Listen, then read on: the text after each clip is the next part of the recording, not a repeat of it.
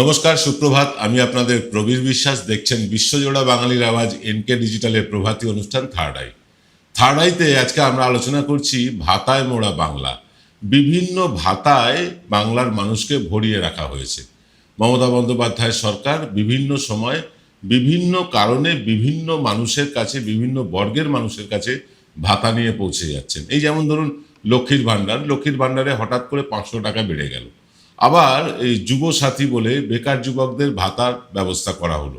এছাড়াও জন্ম থেকে মৃত্যু পর্যন্ত মানুষের প্রত্যেক স্টেপে, প্রত্যেক স্তরে কোনো না কোনো ভাতা রয়েই গেছে।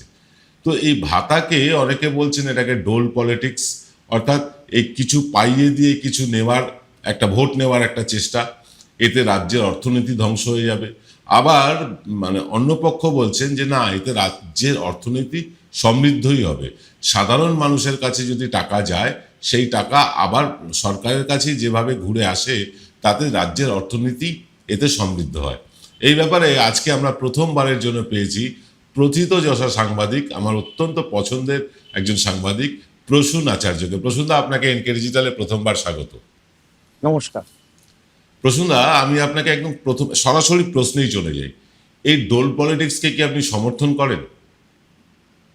এই প্রশ্নটার উত্তর দেওয়ার আগে আমি একদম দর্শক বন্ধুদের প্রথম শুভেচ্ছা জানাই যে এনকে ডিজিটাল আপনাদের আরো সমৃদ্ধ হোক এবং সঠিক তথ্য পরিবেশন করুক এই ডিজিটাল দুনিয়ায়। কারণ আপনি নিজেও জানেন, আপনি আমার থেকে বেশি দিন ডিজিটাল দুনিয়ায় আছেন। নানা রকম তথ্য নিয়ে বিভ্রান্তি সবসময় চলে এবং ডিজিটালি এটা করা অত্যন্ত সহজ এবং মানুষের কাছে প্রচার।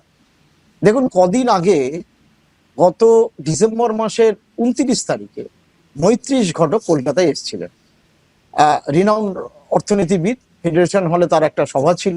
মৈত্রীশ আসার আগে আমার সাথে প্রাথমিকভাবে একটুখানি কথোপকথন হয়েছিল এবং আমি সভাটা শুনতেও যাই।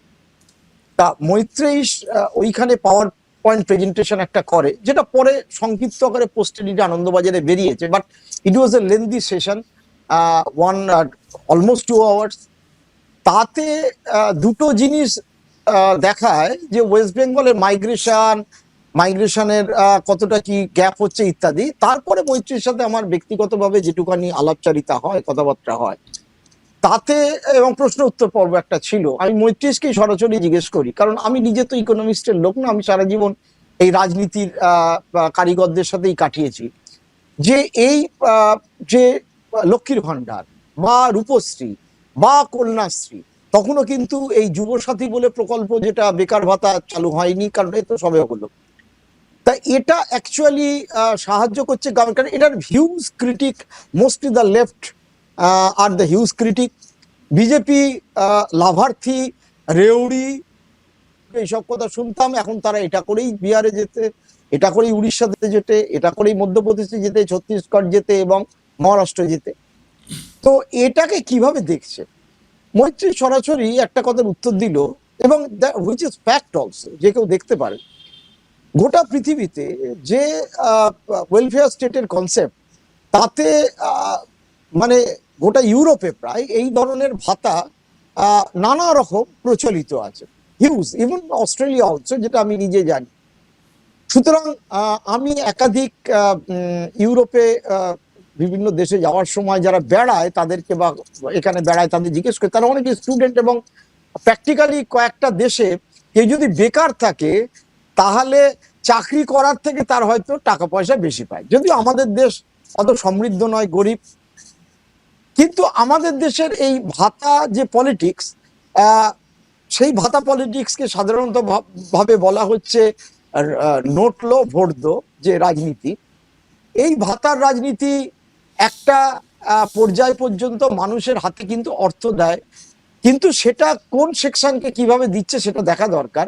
এবং আমরা জানি ইকোনমিক্সের থিওরিতে যে একটা মানি যদি রোল করতে থাকে, স্পিড নেয়, অর্থাৎ আমি আপনাকে 100 টাকা দিলাম, আপনি সেই 100 টাকাটা দোকানে গিয়ে 50 টাকার তেল আর 50 টাকার মাংস কিনলেন।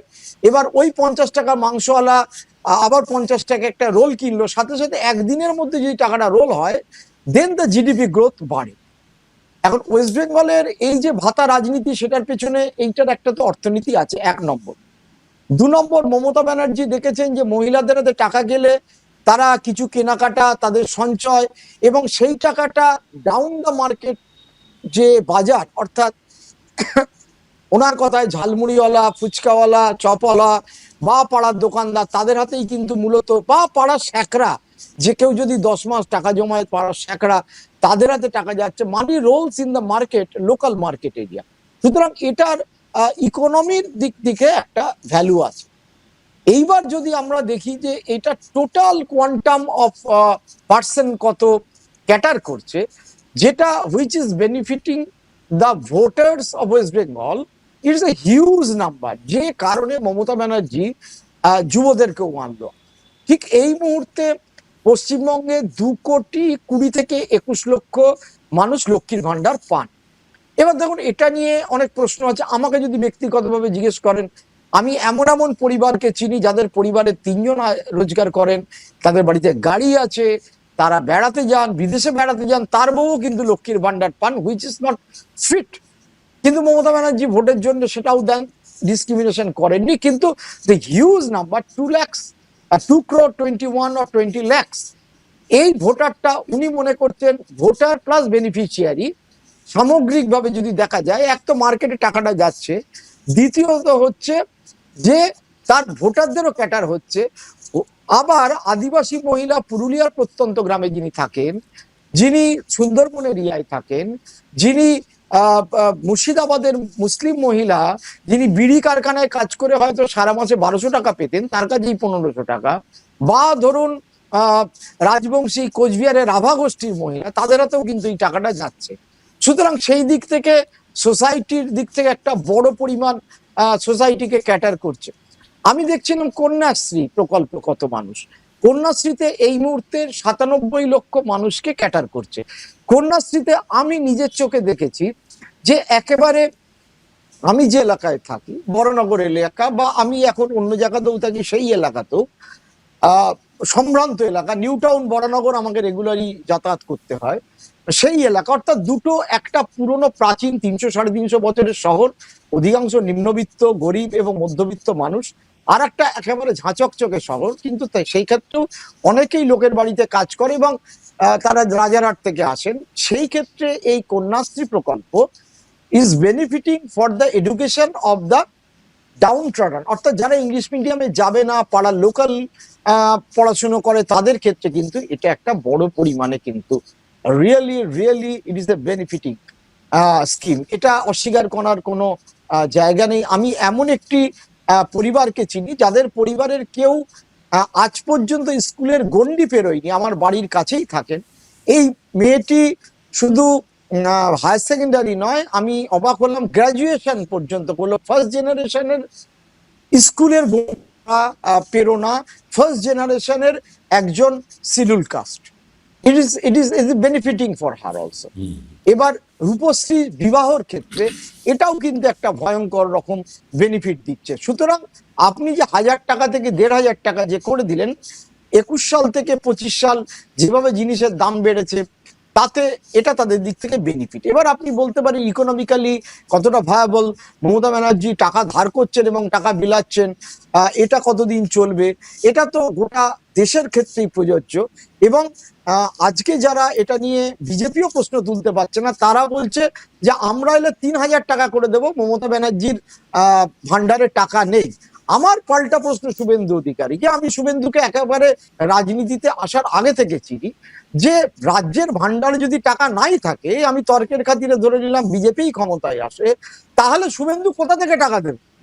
বিহারে তো ওই 10,000 টাকাটা দিয়ে তারপরে তাদেরকে চিঠি পাঠানো হয়েছে, তোমরা যদি স্কিম জমা না দাও তাহলে টাকা বন্ধ হয়ে যাবে। আমার প্রশ্নের উত্তর আপাতত এখানেই শেষ। এবার একদমই ঠিক। আমি পাল্টা প্রশ্ন করার আগেই আপনি উত্তরটা দিলেন।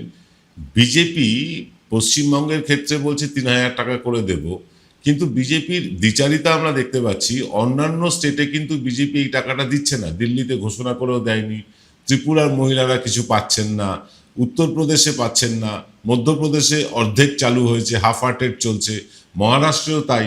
তো এই যে প্রতিশ্রুতি দিয়ে না রাখা, বিজেপির গায়ে তো ছাপ পড়ে গেছে। এখন কতটা শুভেন্দুর এই কথাকে মানুষ গ্রহণ করবে বলে মনে হচ্ছে আপনার? দেখুন, শুভেন্দু অধিকারীর কোনো কথাকে আমি ব্যক্তিগতভাবে যদি বলেন আমি সিরিয়াসলি নিই না। কারণ এই শুভেন্দু অধিকারী ভিডিও তো সব রয়েছে, সবচেয়ে বেশি করাপ্ট বলেছিলেন বিজেপিকে। এই শুভেন্দু অধিকারী আরএসএস কখনো স্বাধীনতা সংগ্রামে অংশগ্রহণ করেনি বলেছিলেন। এই শুভেন্দু অধিকারী মালদা জেলা এবং মুর্শিদাবাদ জেলার চার্জে ছিলেন, কারণ তিনি মুসলিমদের ঘরে গিয়ে খাওয়া দাওয়া করেন এবং কোনো ছুতমার নেই। তা সেই শুভেন্দুর মুখে যখন সনাতনী বলে শুনি যে বাড়িতে বাড়িতে গেরুয়া ঝান্ডা তুলুন, I do not take Suvendu Adhikari as a serious politician. আমাদের দেশে দুর্ভাগ্যজনক ঘটনা হচ্ছে যে যিনি অমিত শাহ সেকেন্ড ম্যান নরেন্দ্র মোদীর পরে, তিনি ঠিক এই মানে বেছে বেছে এই ধরনের লোককেই পছন্দ করেন। আসামের হিমন্ত বিশ্ব শর্মা, যাকে সবচেয়ে অমিত শাহ বলেছিল the most corrupt person in the history of India, 2014 সালের পরে 15 সালে যিনি যখন বিজেপিতে চলে এলেন এবং আমি আসামে ছিলাম, তখন তাকে যখন প্রশ্ন করা হলো যে আপনি তখন কি করে নিলেন, বলে ছড়িয়ে নাও ভার। ঠিক এইভাবে সম্রাট চৌধুরী বিহারের এতবার দল বদল করেছে, এত কিছু করেছে, সম্রাট চৌধুরী কে পছন্দ করেন। তো এখন সম্রাট চৌধুরী মাথায় ফেট্টি বেঁধেছিল কি, নীতিশ কুমারকে সিংহাসন থেকে না তাড়াতে পর্যন্ত তিনি চুল কামাবেন না, চুল গজাবেন না, মাথা কামিয়ে একেবারে অযোধ্যায় গিয়ে মাথা মস্তক মুন্ডন করে মাথায় মুখ মানে পাগড়ি বেঁধেছিলেন, যেটাকে প্রশান্ত কিশোর বলতো মুরাঠা, মুরাঠা চৌধুরী। তো তিনি এখন নীতিশ কুমারের পাশে বসে হাসেন। তো অমিত শাহ এমন এমন লোককেই পছন্দ করেন, সব ক্ষেত্রেই তাই করেন। তো এই ক্ষেত্রে শুভেন্দু অধিকারীকে করেছেন। কিন্তু শুভেন্দু অধিকারীর কথা মুশকিল হচ্ছে বিশ্বাসযোগ্য নয় বলেই বিজেপির অন্য নেতাদের কথা তাদের তুলে ধরতে হয়, তাদেরকে মোদির ওপর ভোট জেতাতে নির্ভর করতে হয়, অমিত শাহর ওপর ভোট জেতাতে নির্ভর করতে হয়, এবং একঝাঁক কেন্দ্রের থেকে নেতা এনে যারা বিজেপি করেন, ভূপেন্দ্র যাদবকে দায়িত্ব দিতে হয়, অন্যদের দায়িত্ব দিতে হয়। কারণ তাহলে তো শুভেন্দু অধিকারী যদি পোস্টার বয় হতেন তাহলে তো বিজেপি তার উপরেই পুরো নির্ভর করতো, সেটা কিন্তু নয়। সুতরাং ওই আমি যে প্রশ্নটা করলাম যে রাজ্যের ভান্ডার যদি শূন্য হয় তাহলে কোথা থেকে টাকা দেবেন। এখন মমতা বন্দ্যোপাধ্যায় এই টাকা ধার নিয়ে, মমতা বন্দ্যোপাধ্যায়ের সময় মাথায় রাখতে হবে, বামফ্রন্ট এত সমালোচনা করে সিপিএম, মমতা বন্দ্যোপাধ্যায়ের সময় কিন্তু রাজস্ব আদায়, রেভিনিউ মানে এক্সপেন্ডিচার খাতে রেভিনিউ আর্নিং কিন্তু অলমোস্ট 3 টাইমস বেড়েছে। ফলে একদম। তারপরে তার ঋণও বেড়েছে, নো ডাউট অ্যাবাউট ইট। যেটা 2 লক্ষ টাকা ঋণ ছিল সেটা আজকে বেড়ে দাঁড়িয়ে প্রায় 7.5 লক্ষ কোটি টাকা ঋণ বেড়ে দাঁড়িয়েছে। এখন ঋণ জর্জরিত সমস্ত রাজ্য মমতা এফআরবিএন অ্যাক্টে এই ঋণ না করারই বাঞ্ছনীয়, কিন্তু কোনো রাজ্যই মানছে না, বিজেপি শাসিত রাজ্যও মানছে না। ফলে শুভেন্দু অধিকারীর এই টাকাটা কোথা থেকে দেবেন সেটা শুভেন্দু অধিকারী ভালো জান। আপনি একটা খুব গুরুত্বপূর্ণ কথা বললেন, অমিত শাহ বেছে বেছে হিমন্ত বিশ্ব শর্মা, সম্রাট চৌধুরী, শুভেন্দু অধিকারীদের দায়িত্ব দেন। আচ্ছা, যে জঠর থেকে বিজেপির জন্ম, সেই আরএসএস এর লোকগুলোকে গুরুত্ব না দিয়ে এই যে নব্য বা তৎকাল বিজেপিদের গুরুত্ব দিয়ে আদতে কি বিজেপি তার আদর্শের বা বিজেপি সরকার যারা আছেন এখন কেন্দ্রে, তারা কি বিজেপির আদর্শের সাথেই কি কম্প্রোমাইজ করছেন, আপোষ করছেন শুধুমাত্র ভোটে জেতার জন্য?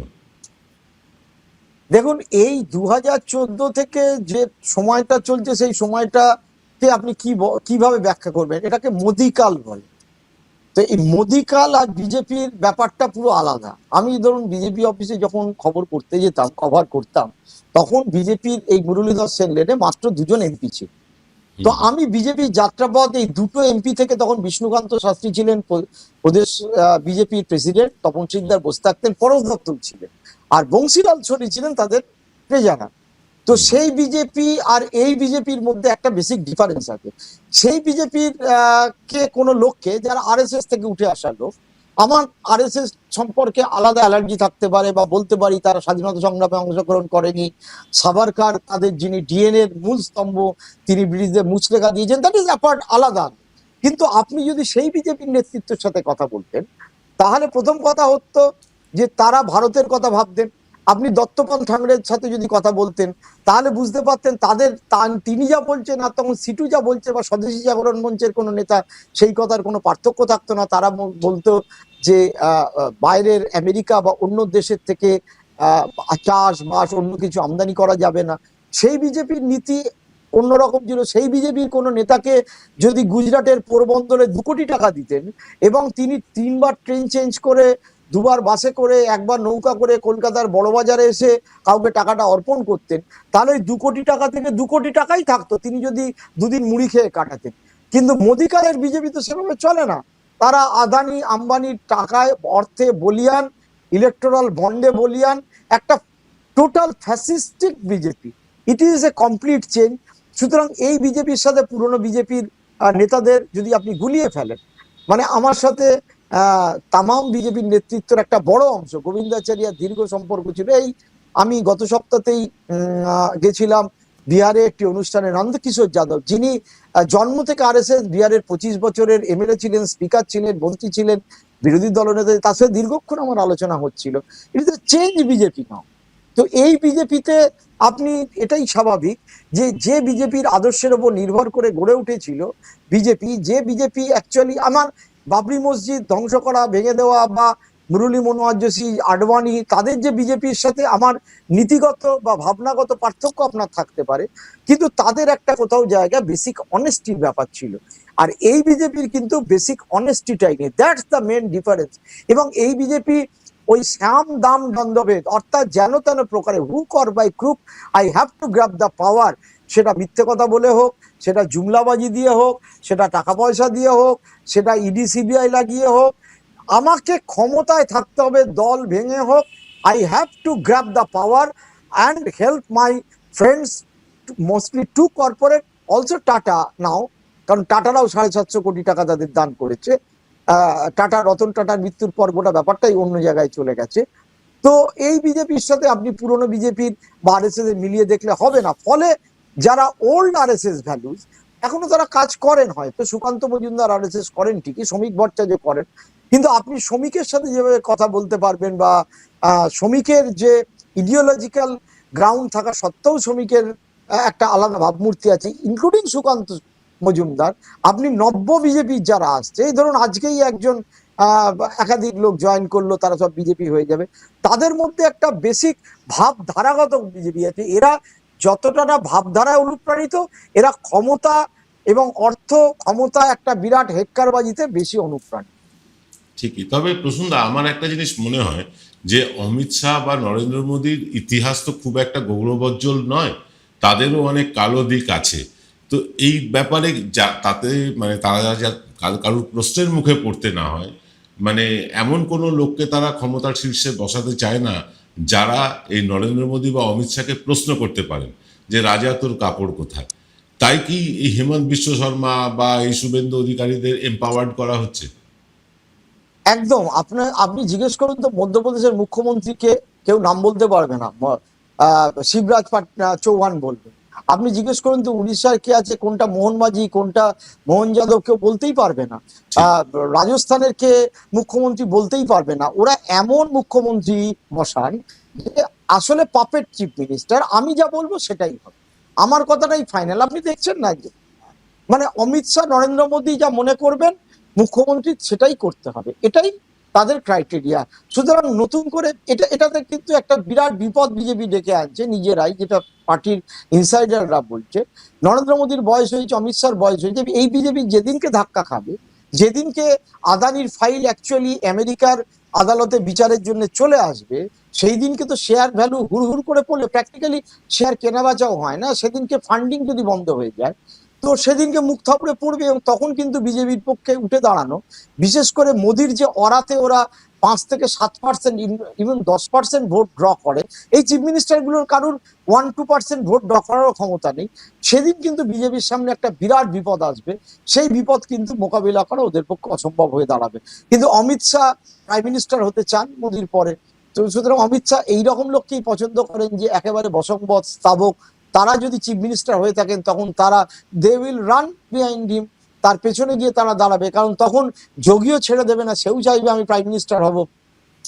নীতিন গডকরিও ছেড়ে দেবে না, সেও চাইবে আরএসএস তাকে ব্যাক করুক। মহারাষ্ট্রের এতে নাগপুরের লোক আরো স্পেসিফিক্যালি, রাজনাথ সিং, সে তখন রাজপুত আপার কাস্ট তাস খেলবে।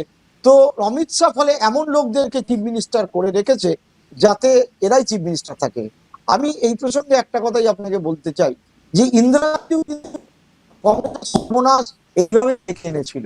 Debkanta Barua India is India, Indira India is Indira, তারপর হয়েছে সকলেই জানেন। এই রকম চিফ মিনিস্টার সেই ছিল, তখন চেঞ্জ করে দিত, যার ফলে ওনার মৃত্যুর পরেই একমাত্র একক ঘনিষ্ঠতায় সরকার। তারপর কিন্তু আজ পর্যন্ত আর কংগ্রেস করতে পারে।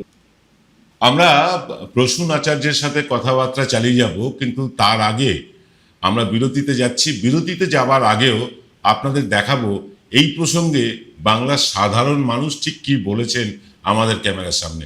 আসুন দেখে নিই, তারপর যাব বিরতিতে। বিরতি থেকে ফিরে আবার প্রসূন আচার্যর সাথে আমাদের আলাপচারিতা জারি থাকবে। ফর্ম নিলে কতটা খুশি? অনেকটা আমি খুশি হয়েছি এই ফর্মটা পেয়ে। 2026-এ দিদি কি আবার এই যুবসাথী প্রকল্পের জন্য এক ধাপ এগিয়ে গেল? অবভিয়াসলি উনি জিতবেন, ফর্ম দিয়েছেন। আর আমাদের পকেট মানি আমরা ঘর দিয়ে পাই না, তাহলে এখান দিয়ে দিয়ে আমাদের অনেকটা হেল্প হবে, অনেকটা আমাদের লাভ আছে এ দিয়ে। আর দিদি জিতে যাবেন। আমার নাম খুশবু সাউ। যখন টাকাটা পাবো সেটা দিয়ে চাকরির ফর্ম ফিল আপ করবো। প্রতি মাসে নিজস্ব একটা হাত খরচার ব্যাপার আছে, প্রত্যেক সময় তো বাবার থেকে চাওয়া যায় না, সেইটা একটা নিজস্ব ব্যাপার আছে। এবং একটা রাস্তায় বেরোলে প্রত্যেকটা মানুষেরই একটা খাওয়া দাওয়ার ব্যাপার থাকে, একটা সব কিছুর ব্যাপার থাকে। তো মমতা ব্যানার্জি যেটুকু করছে সেটার জন্য অনেক অনেক ধন্যবাদ। মানুষেরও এগিয়ে দেওয়া তাকে দরকার। তোমার নাম? অরূপ চন্দ্র। এই যুবসাথীর জন্য কি বাংলার যুব সমাজ আদৌ উপকৃত? হ্যাঁ, উপকৃত। এটার জন্য আমাদের যে আমরা যে কলেজে যাই এইসবের জন্য যে আমাদের যে ঘর থেকে যে পকেট মানিটা নিতে হয়, এখন আমরা এই টাকাটা পেলে আমাদের সেটার জন্য অনেকটা হেল্প হবে। তখন আমাদের মুখ্যমন্ত্রী যখন আমাদের যুব সমাজের জন্য এত ভেবে করতে পারে, তাহলে আমরাও যুব সমাজও এগিয়ে যাব। এই জিনিসটার জন্য আমাদের মুখ্যমন্ত্রী মমতা বন্দ্যোপাধ্যায়কে খুব ধন্যবাদ জানাই। তোমার নাম? আমার নাম বিষ্ণু ঘোষ। এই প্রকল্পে বাংলার যুব সমাজ কি আদৌ উপকৃত? অবশ্যই উপকৃত, কারণ আমাদের মতো ছেলে মেয়েদের আজকে নতুন জীবনের জন্য এগিয়ে যাবার জন্য যে জবের প্রয়োজন, জবের ফর্ম ফিল আপ করার কারণে, ঠিক আছে, এটি আমাদের কাজে লাগবে। আর আমাদের নিজস্ব একটা হাত খরচা আছে, যার জন্য ওটা আমাদেরকে খুবই উপকৃত করবে। এর জন্য মমতা ব্যানার্জিকে অনেক ধন্যবাদ। তোমার নাম? সায়ন ঘোষ। দিদি যা আমাদেরকে দিচ্ছে, অনেক দিচ্ছে। কেউ অন্য স্টেটে এরকম দিচ্ছে না, যেরকম আমাদেরকে বাংলা মানুষকে আমাদেরকে দিদি এগিয়ে নিয়ে যাচ্ছে। উনি যুবশ্রী দিচ্ছে, কন্যাশ্রী দিচ্ছে, স্বাস্থ্য সাথী কার্ড করে দিচ্ছে, অনেক কার্ড করে দিচ্ছে, অনেক প্রকল্প আছে। তাহলে অন্য স্টেট থেকে আমরা জয় বাংলা, কলকাতা অনেক এগিয়ে আছে। বাংলাটা সেলফ ডিফেন্স করে দিচ্ছে দিদি আমাদেরকে। আপনার নাম? রিতেশ কুমার শাহ। বলছি এই যে যুবসাথীর ফর্ম নিলে কি করবে? বাবা মার কাছে যাতে হাত পাততে না হয়, মধ্যবিত্ত পরিবারে বুঝতেই পারছেন যা সমস্যা আজকাল, তো সেইটার জন্য একটু সাহায্যের হাত আমাদের মাননীয় মুখ্যমন্ত্রী বাড়িয়ে দিয়েছেন। সেটারই ফর্ম, যাতে আর কোনো সমস্যার সমাধান আমরা করতে পারি এইভাবেই। 1500 টাকা বুঝতে হবে, 1500 টাকাটা বুঝতে হবে। হয়তো অনেকে বলছেন যে 1500 টাকা কি এমন মাহাত্ম্য, প্রত্যন্ত গ্রামে চলে যান, 1500 টাকা কি গুরুত্ব সেই গ্রামের ছেলে মেয়েরা বলতে পারবেন। মাননীয় মুখ্যমন্ত্রী মমতা বন্দ্যোপাধ্যায় ছাড়া অন্য কোনো মুখ বাংলার ভবিষ্যতে তো আগামীতে নেই, বর্তমানে তো আর বলতে হবে না সেটা। তবে এটুকু বলতে পারি, আমরা সাধারণ মানুষ হিসাবে, মধ্যবিত্ত পরিবারের ছেলে হিসাবে আমি বলতে পারি আমি যথেষ্ট উপকৃত। তোমার নাম? অনিকেত গাঙ্গুলি।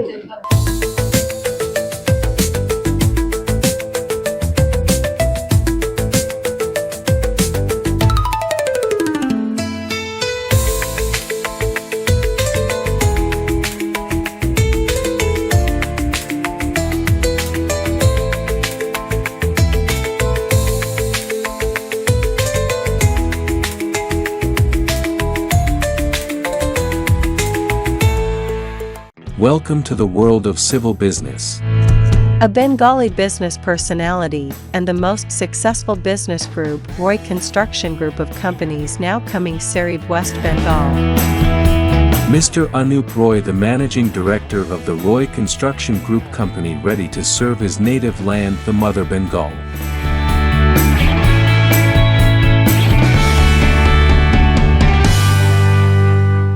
এবার সাধ্যের মধ্যেই হবে মধ্যবিত্তের স্বাদ পূরণ। নতুন বাড়ি, নতুন স্বপ্ন, সুখের নতুন অধ্যায় শুরু হোক এই উৎসবে। Ashoka group, রিডিফাইনিং realty. ফোন করুন 916350 2850। আমরা ফিরে এলাম বিরতির পর, কথা বলছি প্রসূন আচার্যর সাথে। আমরা এবার রাজ্য রাজনীতিতে ফিরি। প্রসূনদা, ভোট তো প্রায় দুয়ারে এসেই গেল। আগামী বিধানসভা নির্বাচনে বিজেপির কত সিট পাওয়ার সম্ভাবনা আছে বলে আপনার মনে হয়? দেখুন, বিজেপির যে ইন্টারনাল সার্ভে রিপোর্ট আমি শুনছি, সার্ভেটা তো আমি চোখে দেখিনি, মিত্র মারফত আমরা যেরকম সাংবাদিকরা খবর পাই, তারা একটা অ্যাপ্রক্সিমেটলি হিসেব করেছে 80 to 100। এখন এই সার্ভে রিপোর্টের উপর ভিত্তি করে তারা আগামী ভোট বাড়াতে চাইছে। তাদের একটা ক্যালকুলেশন আছে, মুসলিম ভোটে যদি স্প্লিট করাতে পারে, বিশেষত মালদা মুর্শিদাবাদের, মালদার আপনার 12টা, মুর্শিদাবাদের 22টা, নর্থ দিনাজপুরের সব মিলিয়ে প্রায় যা 49টা সিট আছে, সেক্ষেত্রে যদি তারা স্প্লিট করিয়ে দিতে পারেন এবং তার সাথে হিন্দু ভোটের পার্সেন্টেজ যদি 5% বাড়াতে পারেন, তাহলে তাদের ধারণা তারা ম্যাজিক ফিগার ক্রস করবেন। যদি বা না ক্রস করতে পারেন, কাছাকাছি যাবেন, তারপর অন্যান্য সাম দাম দণ্ডভেদ অমিত শাহর প্রয়োগ হবে, এইটা বিজেপির ধারণা। কিন্তু অ্যাজ অন টুডে যদি ভোট হয়, আমার ধারণা বিজেপি 80, খুব ম্যাক্সিমাম হলে 100 সিট। কারণ একটা তো অ্যান্টি ইনকামবেন্সি আছেই, 15 বছরের শাসন হয়েছে এবং সেই শাসন একেবারে দুর্নীতিমুক্ত নয় তো বটেই। একাধিক মন্ত্রী জেলে গেছেন, মানুষের মধ্যে একটা অসন্তোষ আছে। যে অসন্তোষ আছে বলেই মমতা বন্দ্যোপাধ্যায়কে মহিলাদের ভোটের জন্য 1000 থেকে করে দিতে হলো 1500 টাকা। এই অসন্তোষ আছে বলেই বেকার যুবকদের জন্য, এবং আমি দেখছিলাম যে টাকাটা ধার্য হয়েছে 4000 না 5000 কোটি টাকা, টোটাল 27 লক্ষ যুবক এর দ্বারা উপকৃত হতে পারবে প্রাথমিকভাবে যা বাজেট প্রভিশন করা হয়েছে। তো 27 লক্ষ is not a matter of joke. তো ফলে ওইগুলো কিন্তু তার উপর নির্ভর করতে হচ্ছে। তো সেইটা তো রয়েছেই, প্লাস বিজেপির একটা সাম্প্রদায়িক প্রচার এবং মমতা বন্দ্যোপাধ্যায়। এবং আর একটা জিনিস আমার কেন জানি না মনে হচ্ছে লোকজনের সাথে কথা বলে, এবং আমি যেটুকু খবর পাচ্ছি আমার নিজস্ব সোর্সেও, সেটা হচ্ছে আপনার যে পশ্চিমবঙ্গের প্রায় 1.5 থেকে 2 কোটি হিন্দিভাষী voter, most of them are from eastern UP এবং বিহার। তাদের ভোট কিন্তু এইবার তৃণমূলের পাওয়ার থেকে সম্ভাবনা অনেক বেশি বিজেপির দিকে পাওয়ার। মানে 10টা ভোটের মধ্যে হয়তো 7খানা ভোট তারা বিজেপিকে দেবে, 2খানা বা 3খানা ভোট হয়তো তারা তৃণমূলকে দেবে, এইরকম একটা পার্সেন্টেজ, যেটা কিন্তু 2021-এও ছিল না, 2024-এ কিছুটা সম্ভাবনা দেখা দিয়েছিল। যে কারণে মমতা বন্দ্যোপাধ্যায়, শত্রুঘ্ন সিনহা এবং আপনাদের কীর্তি আজাদ, এই দুজন বিহারি, একজন ব্রাহ্মণ, একজন লালা অর্থাৎ কায়স্থ, তাদেরকে এনে দাঁড় করিয়েছিল এমন দুটো কেন্দ্রে যেখানে একটা বিরাট হিন্দিভাষী ছিল। ইউসুফ পাঠানের ওখানে ছিল না, সেটা মুসলিম কার্ড খেলেছিলেন, কিন্তু দাঁড় করাতে বাধ্য হয়েছিলেন। এবং আজকে অর্জুন সিংকে নিয়ে এত কিছু হচ্ছে, আমি জানি না অর্জুন সিং তো ওই হিন্দিভাষী ভোট, তো সেইটা একটা বড় পরিমাণে ফ্যাক্টর। এবং এবার কিন্তু এই প্রথম মমতা বন্দ্যোপাধ্যায় বুঝতে পারবেন যে এই হিন্দিভাষীদের ভোট তারা পাবেন না। ইনক্লুডিং আমার ধারণা গঙ্গার পাড় দিয়ে যদি দেখেন আপনি, হাওড়া, হুগলির বিভিন্ন শিল্পাঞ্চলে, রিষড়া, শ্রীরামপুর, কোন্নগর, চাঁদদানি, এই অঞ্চলের যে ভোট, ব্যারাকপুর যে হিন্দিভাষীদের ভোট, যে হিন্দিভাষী ভোট, এই হিন্দিভাষীদের ভোট কিন্তু যেটা হিন্দিতে বলা এক মুসকে যারা, তো এই হিন্দিভাষীদের মধ্যে একটা ভয়ঙ্কর হিন্দুত্ব কাজ করছে, একটা ভয়ঙ্কর কাজ করছে। এবং জানি না কেন মমতা বন্দ্যোপাধ্যায় সরকারকে একেবারে উঠে পড়ে লেগেছে, সেটা কি কারণে বলবো না। তো এইটা হচ্ছে ব্যাপার। ফলে ইলেকশনটা তুলমূল্য তো হবে। কিছু আরবান সিটেও কিন্তু কলকাতা এবং কলকাতা সংলগ্ন তৃণমূলের কিন্তু খুব টাফ ফাইটের মধ্যে পড়তে হবে। আপনি হিন্দি ভাষীদের কথা বলছেন, কিন্তু এই এসআইআর এর ফলে প্রায় 53% মতুয়া ভোট তারা মানে ভোটাধিকারই পাচ্ছেন না। এই ভোটটা তো বিজেপিতে যেত। 53% মতুয়া ভোট মানে মোটামুটি ধরে নিন 15-20টা আসনে তো তার এফেক্ট পড়বেই। হ্যাঁ, 22টা টোটাল আসনের মধ্যে মোটামুটি এফেক্ট পড়ে মতুয়া ভোটে, আমি যে হিসেব করে দেখেছি। বিজেপির এই ক্ষেত্রে মতুয়া ভোটের একটা পার্সেন্টেজ বিজেপি লুজ করবে, নো ডাউট অ্যাবাউট ইট। কিন্তু উল্টো দিক থেকে মানে মতুয়াদের পক্ষ থেকে যেটা বলা হচ্ছে যে গঙ্গার পশ্চিম পাড়ে, মানে মতুয়া মানে আপনাকে ধরতে হবে যে বাঙাল ভোট, গোদা বাংলায় বাঙাল ভোটের ওদের একটা ক্যালকুলেশন বিজেপি বোধহয় করছে যে বাঙাল ভোটে যদি আমি মাইনাস হই, সেই প্লাস করে নিতে পারবো আমি আপনার ঘটি ভোট থেকে, অর্থাৎ মিদনাপুর, বর্ধমান, বীরভূম, ঘটি ভোটে আমি প্লাস করবো। এছাড়াও এটা একটা ক্যালকুলেশন বিজেপি নেতৃত্বের বোধহয় মাথায় রয়েছে।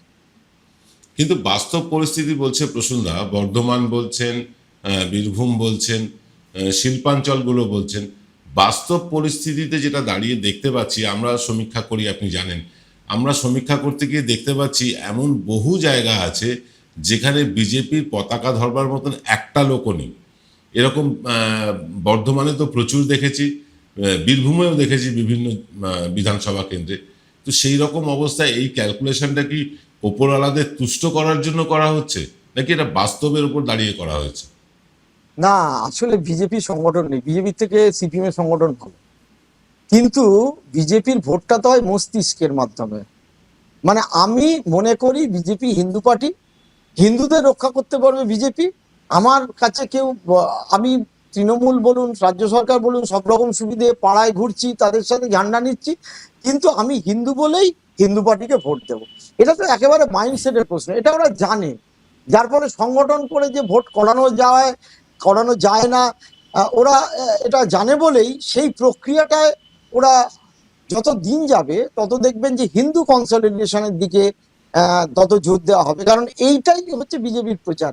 এই ভোটটা ব্রেনের মধ্যে, এই ভোটটা মানে কি বলবো, সংগঠন ভিত্তিক ভোট নয়, বিজেপি এটা জানে। এবং আপনি দেখে রাখবেন যে মিলিয়ে নেবেন আমার কথা, বিজেপি ধরুন সে অনেক সমীক্ষায় বলছে 50 থেকে 60টা আসন জিতবে, হতে পারে, আমি তো জ্যোতিষ নয়, তাহলেও বিজেপির ভোট কিন্তু 35%-এর নিচে নামবে না। কারণ ওই হিন্দুদের মধ্যে এইখানে একটা কোথাও ওরা ডেন্ট করে বসে আছে, যেখানে রুটি রুজি অন্যান্য সমস্যা, দৈনন্দিন সমস্যার থেকেও হেট্রেড অফ মুসলিম এবং বিজেপি হিন্দু পার্টি, এই দুটো বেশি ফ্যাক্টর হিসেবে কাজ করে। তো কিছু করার নেই, এটা অন্ধভক্তের মতো কাজ করে, সারা দেশেই কাজ করে।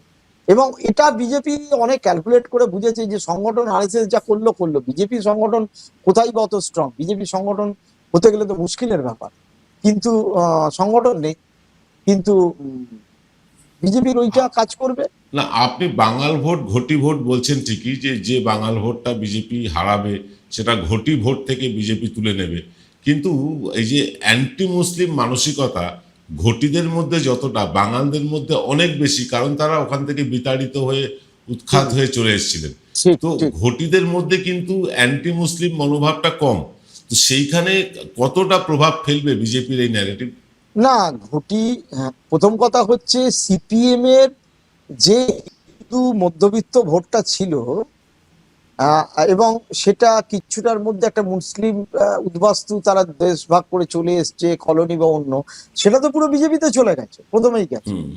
বাদ বাকি যে পড়ে রয়েছে সেই ভোটটার মধ্যেও দেখুন পূর্ব মেদিনীপুর, পশ্চিম মেদিনীপুর কিন্তু বা পূর্ব মেদিনীপুর বা অন্যান্য জায়গায়, তাদের কিন্তু হুগলি জেলায় তাদের কিন্তু একটা ঘটিদের ওই একই মুসলিম হেট্রেড এবং হিন্দু পার্টি, আমি সেই কারণে ভোট দেবো। এটা সংগঠন ভিত্তিক ভোট নয় বিজেপি। মানে লোক থাকবে না হয়তো, কিন্তু দেখবেন আপনি ভোটটা কি অদ্ভুত ভাবে লোক, এটা বিজেপি জানে। যে কারণে বিজেপি ওই একই অ্যাঙ্গেলে ঘুষপেটিয়া, রোহিঙ্গা পাওয়া যায়নি, এসআইআর তো প্রায় শেষ পর্বে, বিহারে কি পাওয়া গেছিল, কিন্তু ওই ন্যারেটিভটার উপরেই ওরা এমফেসিস করে যাচ্ছে। এখনো পর্যন্ত ক্ষমতা এলে বিকল্প কি ব্যবস্থা করবে, ইকোনমিক্যালি কি করবে, গরিব মানুষের জন্য কি করবে, বেকারদের জন্য কি করবে, রোড ম্যাপ কি, তার ক্ষমতা এলে তারা বলতে হবে যে আমি পরিবেশের জন্য, রাজ্যের সমস্ত নদীর, আমি যদি পরিবেশ আন্দোলনের সাথে যুক্ত, ভয়ঙ্কর ভাবে জল কমে গেছে, সেই আপনার সেই ক্ষেত্রে কি করবে, কোনো কথা নেই। কিন্তু সারাদিন শুধু একটা ন্যারেটিভের উপরে হিট করে যাচ্ছে, কারণ ওইটাই তাদের ইউএসপি। এবং এটা থেকে কেন্দ্র করে যতটা ওরা ভোট টানতে পারবে সেই দিক থেকে চেষ্টা করছে। দক্ষিণবঙ্গে কম, রাদার উত্তরবঙ্গে সেটা আরো বেশি। আর তার সাথে হুমায়ুন নেমে গেছে, যদি স্পিড করাতে পারে। আমরা এতক্ষণ কথা বলছিলাম অত্যন্ত প্রিয় এবং প্রথিতযশা সাংবাদিক প্রসূন আচার্যের সাথে। অনেক কথা বলার ছিল, কিন্তু অনুষ্ঠান দীর্ঘ হয়ে যাচ্ছে। আজকের মতন অনুষ্ঠান এখানে শেষ করতে হবে, কিন্তু প্রসূনদাকে আমরা ছাড়বো না। প্রসূনদাকে কিন্তু আমরা বারবার পেতে চাইবো এনকে ডিজিটালে। এনকে ডিজিটালের দর্শকদের প্রচুর অনুরোধ এসেছিল যে আপনি যেভাবেই হোক প্রসূন আচার্যের সাথে যোগাযোগ করুন, ওনার বিশ্লেষণ আপনার চ্যানেলে শুনতে চাই। আজকে আপনি এলেন প্রসূনদা, অনেক ধন্যবাদ। আপনি ভালো থাকুন, সুস্থ থাকুন এবং নিয়মিতভাবে এনকে ডিজিটালে আসুন এইটা আমরা প্রার্থনা করে শেষ করছি আজকের অনুষ্ঠান। নমস্কার। দর্শকদের ধন্যবাদ, আপনাকেও ধন্যবাদ।